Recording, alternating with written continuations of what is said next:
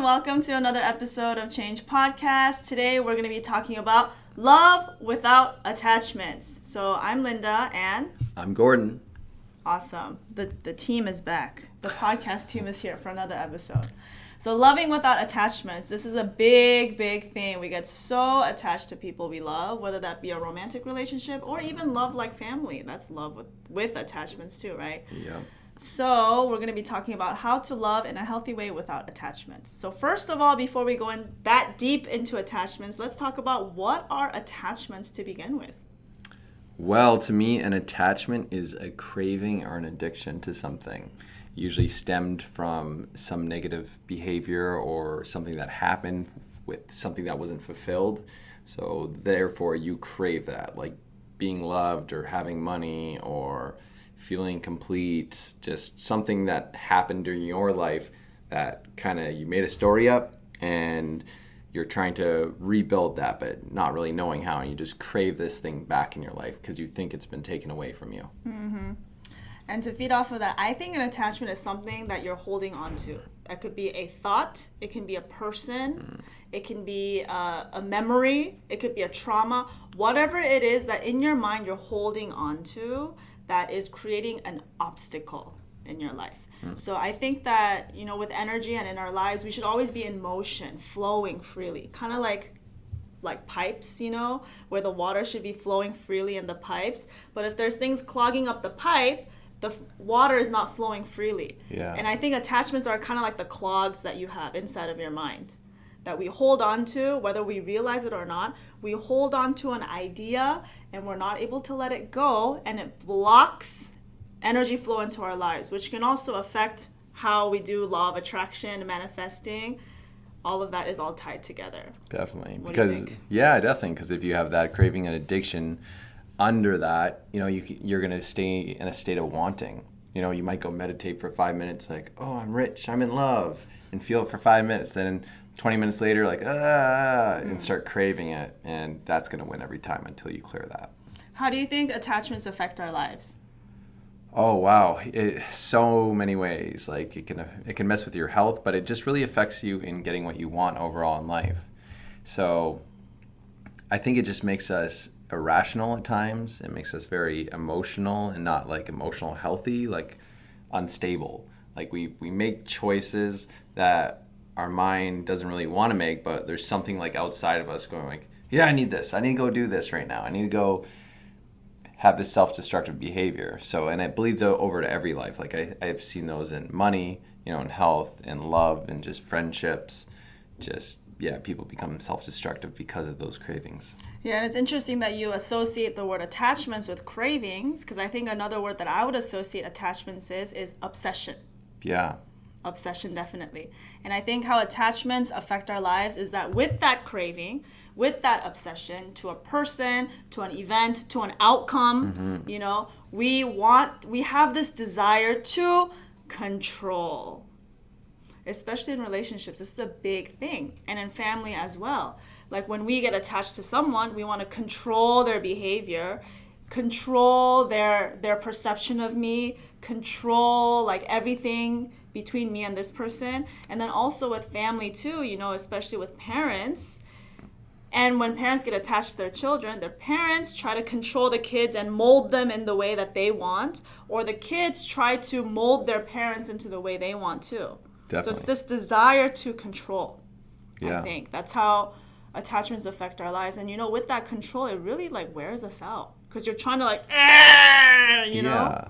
Because you think you have what you want, but you really don't. You got this like iron grip on something, but really it can just be pulled out so quickly and easily. And that attachment, if that was to blow up in your face or be gone, you're going to be wrecked.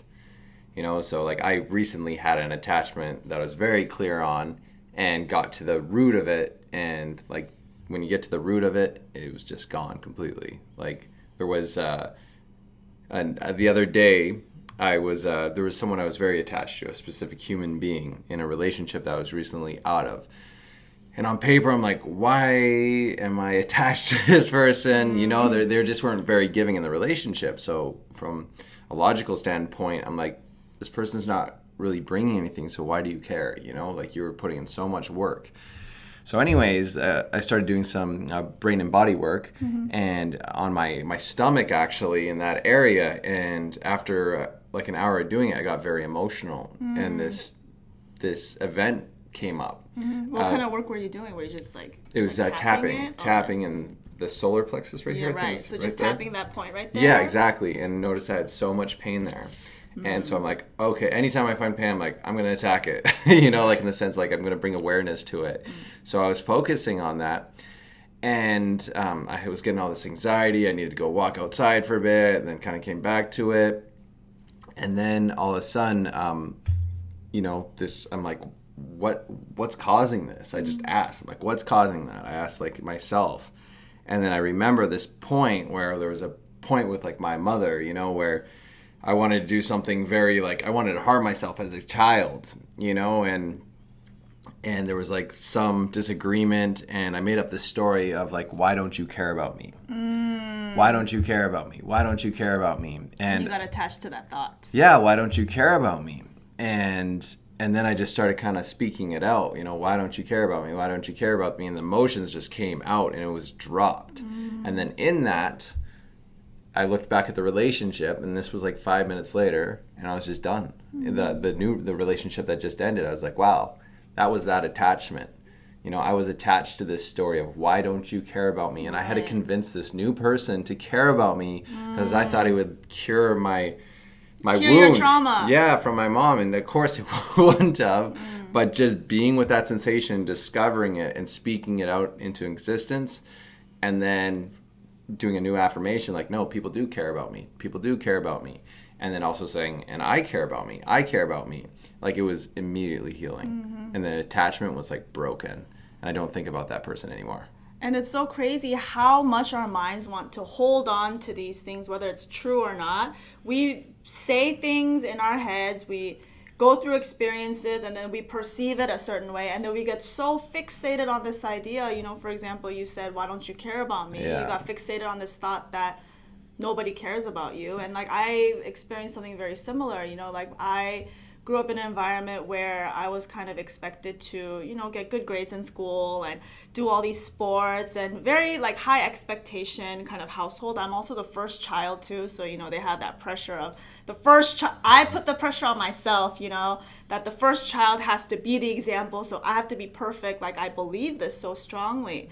And so I held on to this attached belief that like I have to be perfect. And it made me so tight and tense, and it made me really act unnatural.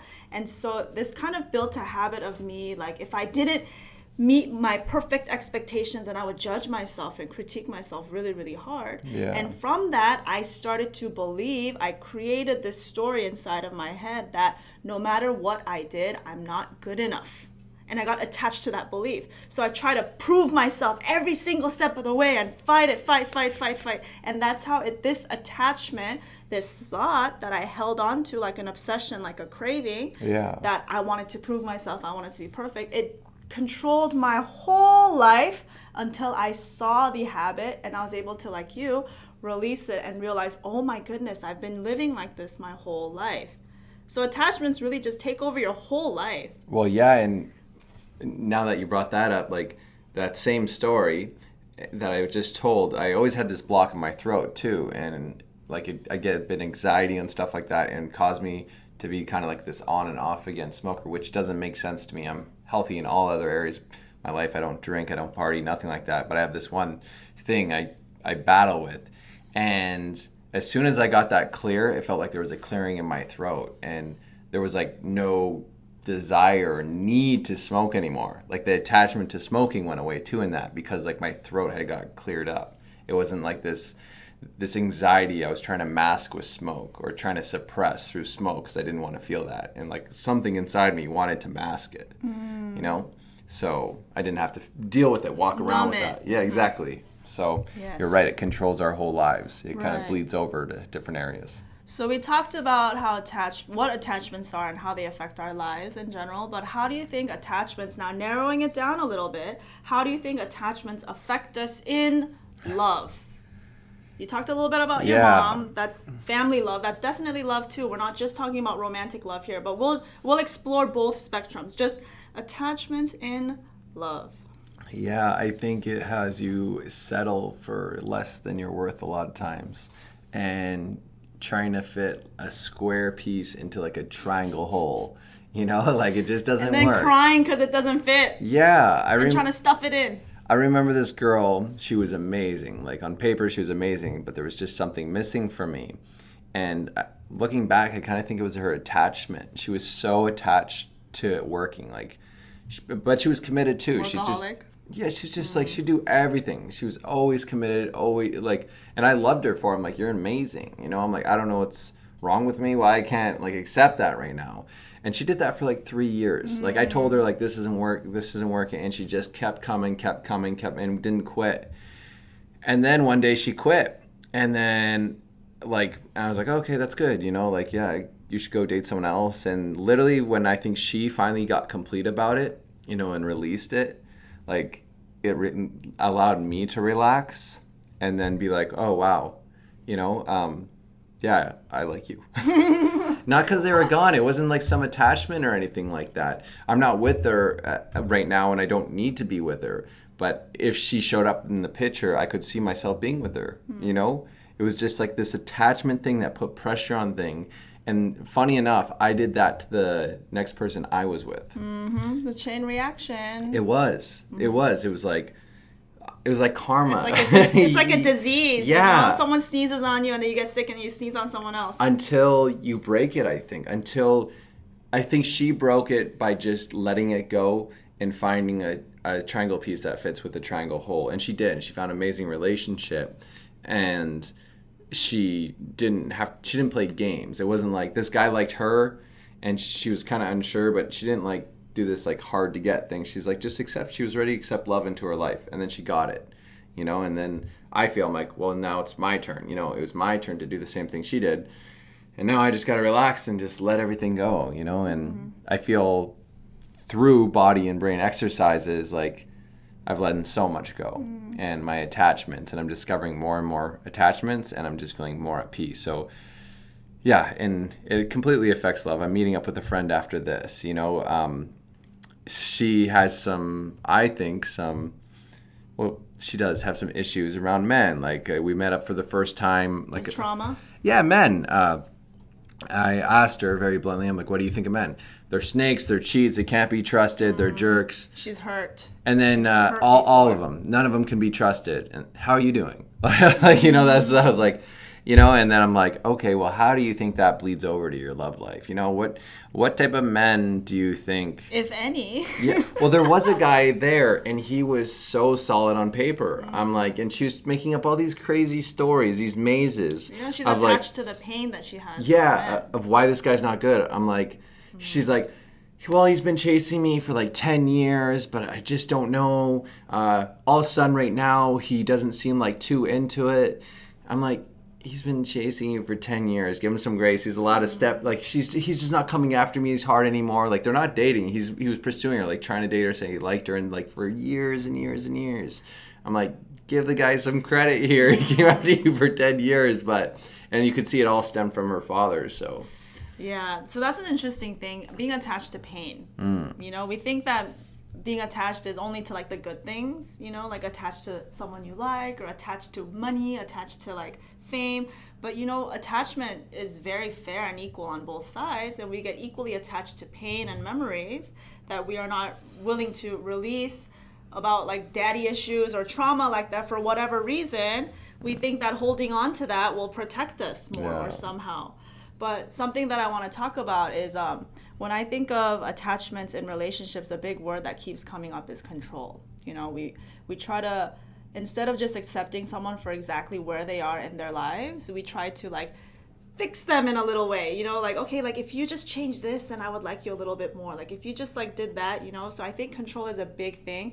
And with that control, I want to talk about something. So when we talk about love, conditional love, the quote-unquote typical love that we do, relationship love, all that, normally, unless we're very, very operating at a high consciousness or enlightened, we are experiencing conditional love.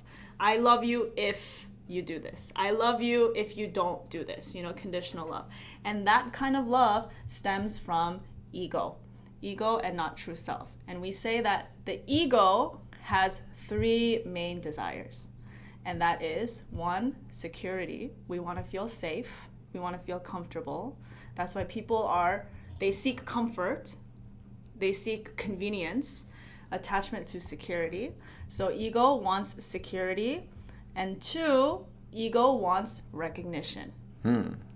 They want to be praised by their coworkers. They want to be praised by their lover. They want to be praised by their parents. They want people to look at them and say, oh yeah, Gordon, you're a good person. We want that recognition. We want that recognition. Ego likes recognition. Yeah. And then 3, the third desire of ego is control. Ego wants to control and shift things that fit in my mental box. I have a certain belief system based on where I grew up, what I was exposed to, and you have a different belief system based on where you grew up, what you were exposed to, what your experiences are. So let's say like my mind, I perceive the world as a square, for example. And based on your experiences, you perceive the world as a circle. And so that's okay. That's fine that you have a circle in your mind and I have a square in my mind. But this suffering and agony comes when I try to fit your circle mind into my square. And I say, Gordon, why don't you fit into my square? And then I try to shape your circle into my square. So I'm trying to change you, fix you, so you can see in my perception. And I think that's what people do in relationships, like we can't embrace that, okay, you're a circle, I'm a square, let's walk together. That's okay, we can exist as a circle and a square, but let's just walk together and experience love together. But we say, okay, you're a circle, you have to be a square because I'm a square and I don't understand you if you're a circle. So a lot of that is control, I feel. Yeah, that's true. I think in control, we think we're safe, It's like the recognition.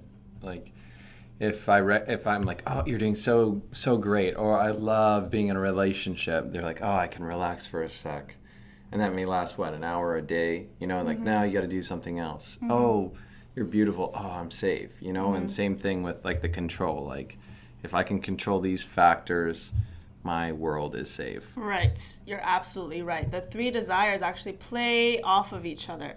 If you control, you do feel safe. And if you control, you feel powerful, which is recognition, right? Yep. People like to feel that dominance, that power over somebody, that influence over somebody. So all of those 3 things work together. So you have to watch out for those 3 desires of the ego: security, recognition, and control.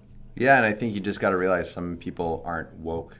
They're not. There's some people that are on a path that want to become more conscious of how they're behaving, what they're doing, and the game they're playing with another participant.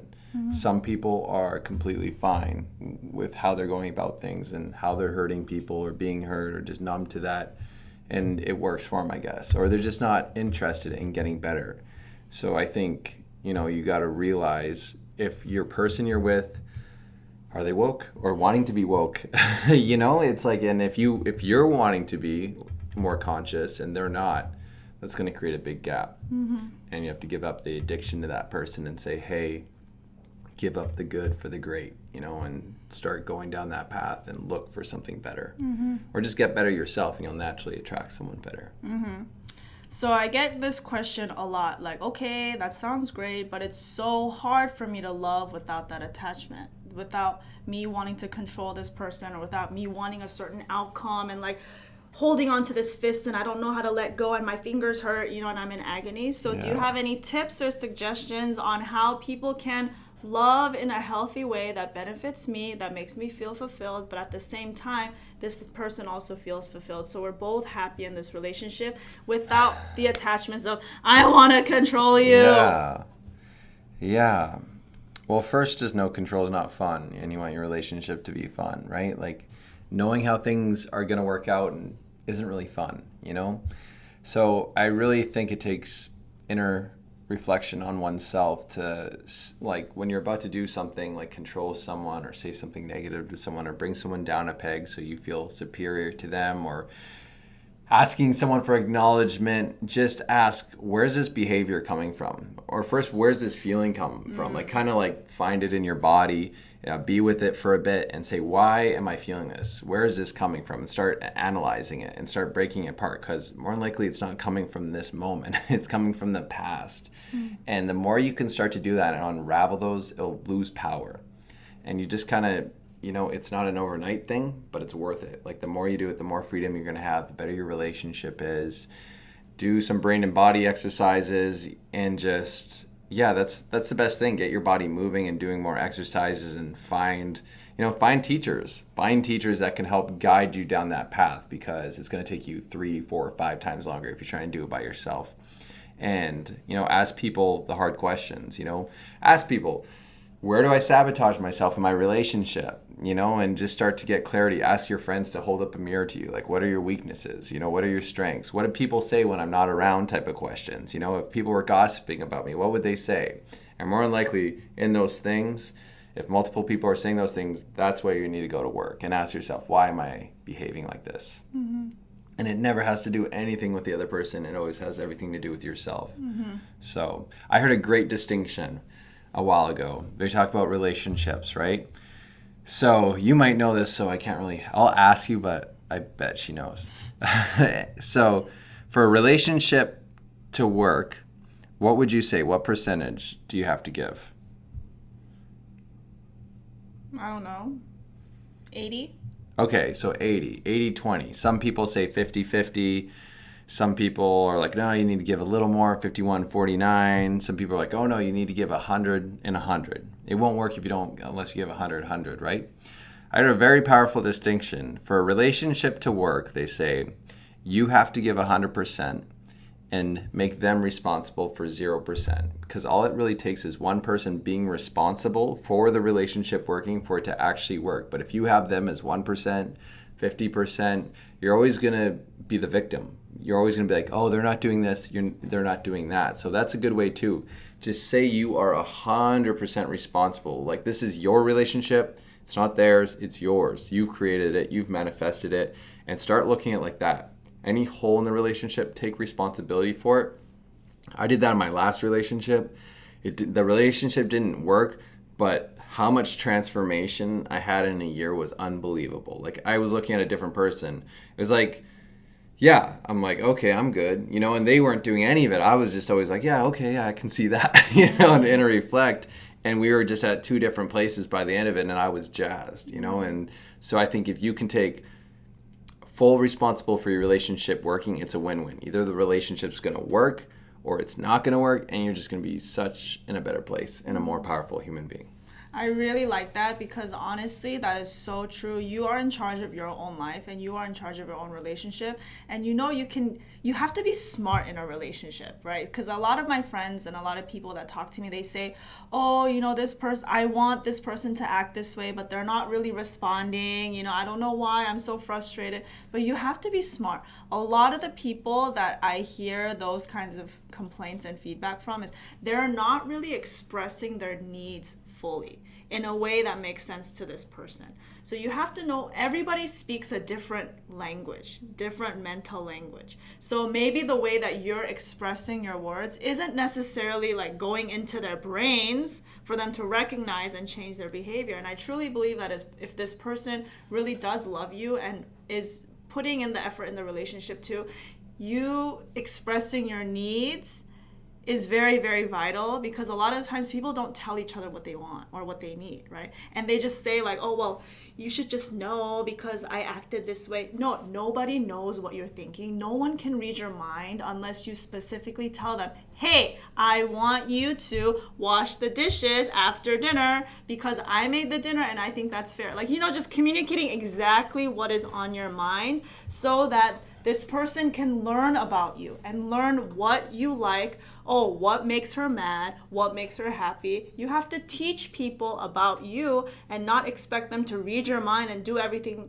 the way you want without you saying a single word. Yeah, and I think the sooner you can communicate, the better. So it's not like last week, because... That's so true. 1 year ago, do you remember in July 2018, you did this? It's like, why are you bringing it up a year later? And once you bring it up, drop it. Like, what I find in relationships, why they grow stagnant a lot of times is people have a laundry list. Like, oh, Jim left his toothbrush out 10 times this last month, you know? And if you need to communicate it, but then leave it at the door. Don't bring that up again, because that list is just sabotaging your relationship that you have on your significant others. It builds resentment. Yeah, give them some grace. You messed up, I'm sure, plenty of times, and they've messed up plenty of times. Like, leave it at the door. Like, choose that person wholeheartedly and newly every day.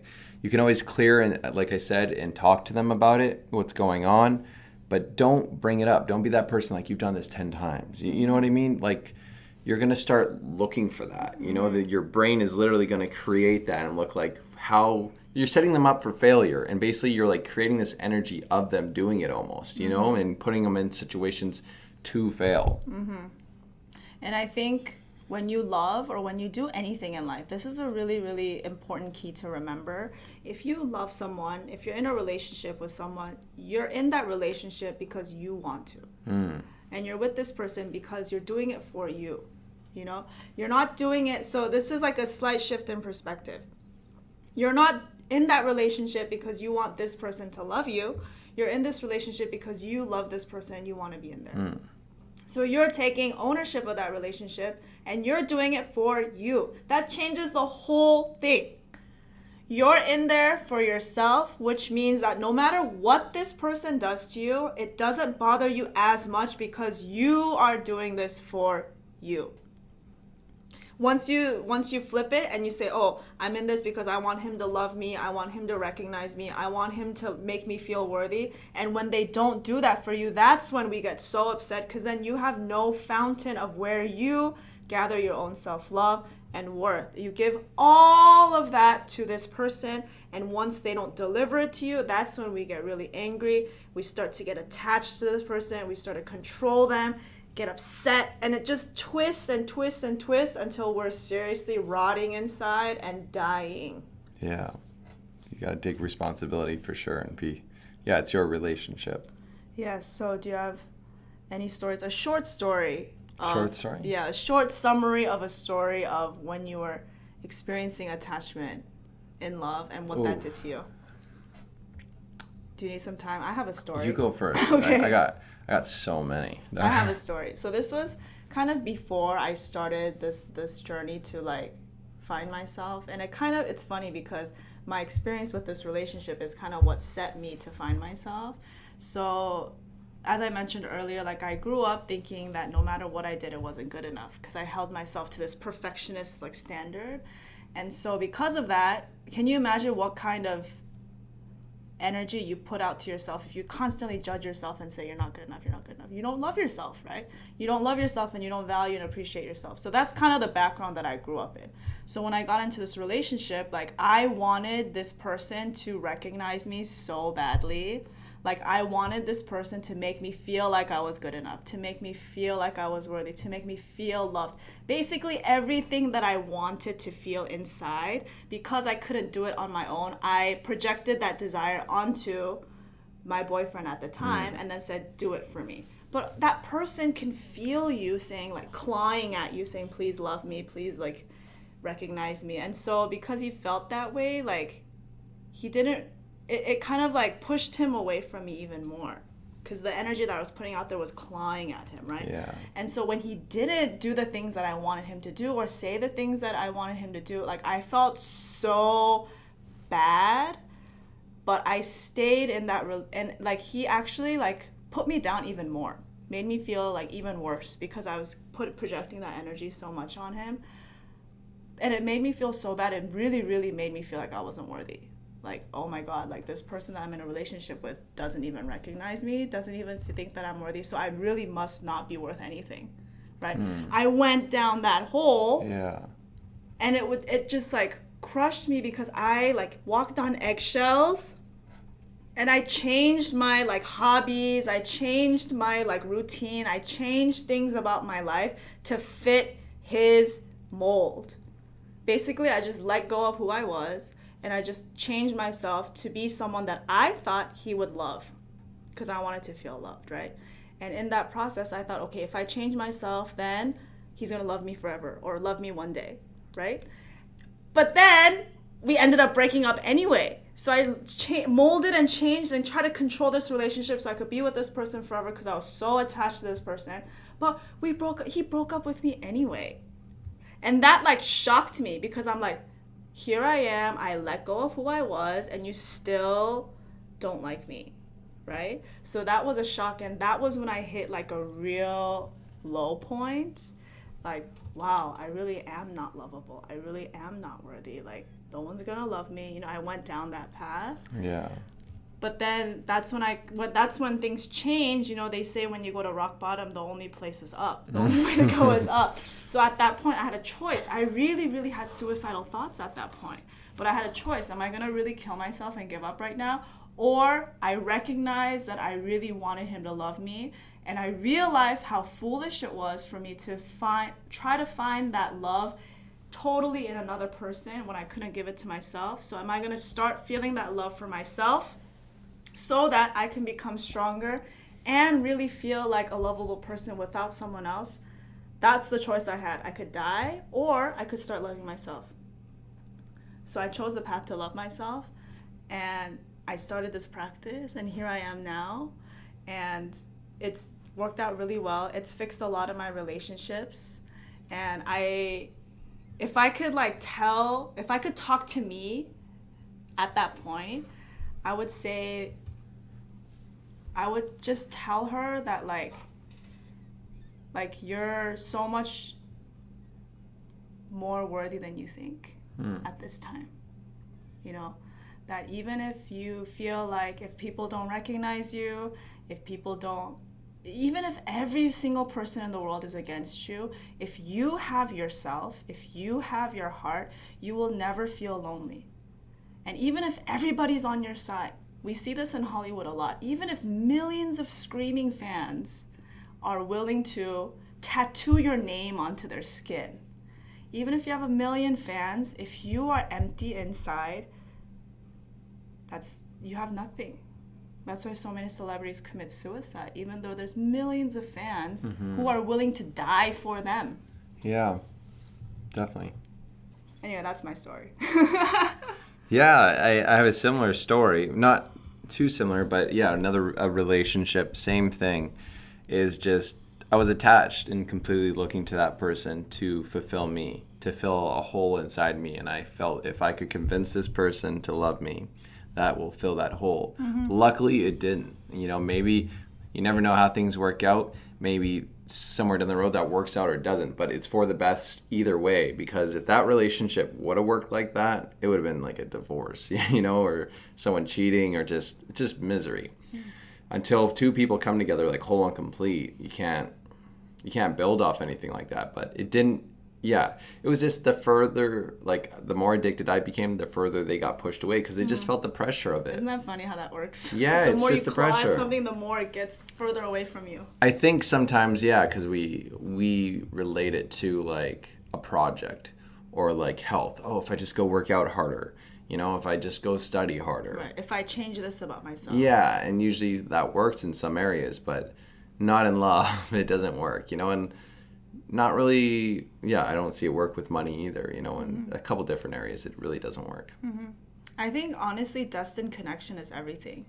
After that relationship that I just told you about, I realized that if someone is meant to be in your life, if you two, on a soul level, are really meant to be together, no matter what you say, no matter what you do, I'm not saying don't do anything bad, but no matter what you express on your mind, because a lot of the times I remember in that relationship, I was so afraid to say what I thought, because I thought, okay, what if I say this? And that's the thing that sets him off, and he's like, I'm done. Same. Right? I'm done. I'm out. I hate you, and bye. Right? Yeah. I was so afraid of that, so I literally shut up and didn't say a single word about how I really thought, how I really felt.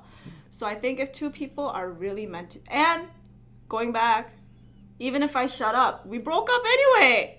So I realized that even if two people were meant to be together, no matter what you express about yourself, no matter what you say, you two are going to be together. And on the opposite spectrum, if two people are really not meant to be together, and if that's the end of your destined connection, no matter what you don't say, no matter what you don't do, that relationship is going to break apart anyway.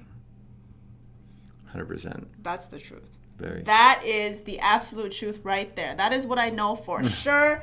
That is fact. So don't have fear that, oh, if I do this, if I say this about myself, I'm afraid that they're going to judge me. I'm afraid they're going to leave me. Don't think like that at all. Yeah.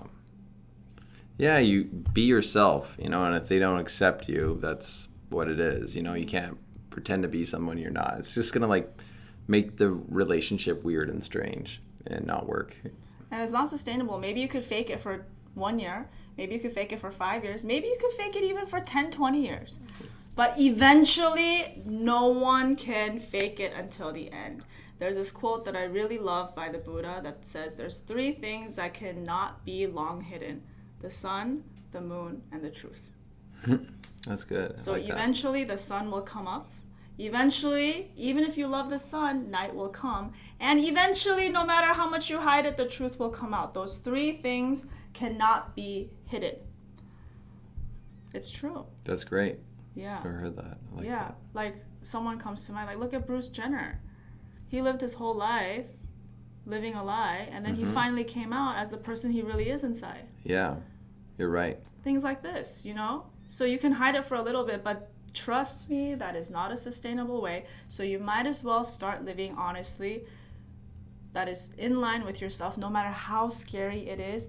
The love that you really want, the love that you're so attached to receiving, is actually on the other side of fear. It's on the other side of what you think will actually not get you that love. That is actually the thing that will get you love when you do it. Yeah, and I think if you hold on to it longer, like you're saying, it becomes dysfunctional. Like for me, smoking. Some people, drugs, drinking. For some people, it turns into losing it one time and just punching someone. So if you're not fully self-expressed, that eventually has to express itself some way with getting sick, violence, drugs or alcohol, something like that. Yeah, so instead of resorting to destructive behavior, find that spring of love within yourself. Express yourself as much as you want in that relationship, because even if it breaks apart, I feel like when you look back at it and you see that, you know what, I was honest with myself, I was looking out for my needs and it still didn't work out, you'll feel much better about the separation. Then you look back on it and you say, oh my God, I didn't express this, I didn't say this, what if I said that, what if, the what ifs really kill you. Yeah. So, any last tips? Any last words about attachment or love and attachment? Just let go and just, start loving yourself, whether you're in a relationship that's not working or you're in a relationship that's working. And if you're just not in a relationship, just start practicing more self-love. Just looking in the mirror, saying, I love you, and just building that muscle more and more and more, and everyone's going to win because of it. Excellent. So that concludes our love series. Till next year? Until next year. Maybe we'll bring it back sooner. But that concludes it for this month. We were celebrating love and relationships for February. So hopefully these podcasts were very helpful. We'll be back again next month with a new series of episodes. So stay tuned. Thank you, everyone. Bye. Bye.